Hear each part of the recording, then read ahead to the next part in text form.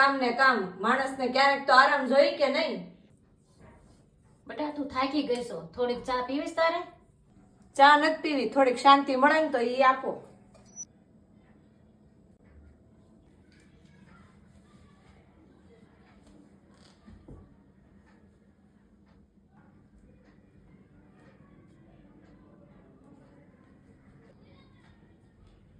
હું છું મમ્મી, કેમ શાંત બેઠા છો? કાંઈ નહીં બેટા, ક્યારેક ચૂપ રહેવાથી ઘરમાં શાંતિ ટકી રહીશ. કાંઈક તો છું છે મમ્મી, હું છું કયો? મમ્મીને કાંઈ નથી જોઈ, આજ થોડાક થાકી ગયા છે. મને લાગે છે તે જ મમ્મીને કંઈક કીધું છે એટલે જ મમ્મી ચૂપ બેઠા છે. હું કાંઈ નથી બોલી, અને બોલી હોય ને તો એ કઈ ખોટું નથી બોલી.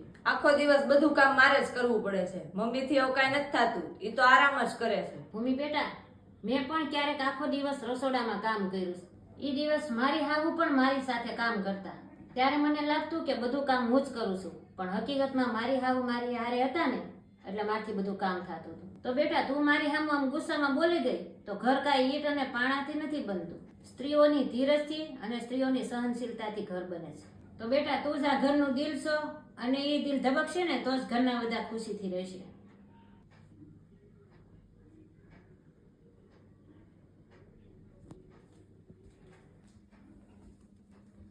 સોરી મમ્મી, હું ભૂલી ગઈ હતી કે તમે પણ આ ઘરનું કામ કરો છો અને તમે પણ માણસ છો. અરે બેટા તું મારી દીકરી જ છો, અને ગુસ્સો એના પર આવે જેના ઉપર આપણને પ્રેમ હોય. તો હાલો બેયનું સોર્ટ આઉટ થઈ ગયું, તો આજે જમવાનું હું બનાવી, તમારે કોઈને નથી બનાવવાનું. ના ના ઓ, અમારે ખાવાનું છે, ભૂખ્યું નથી રહેવાનું.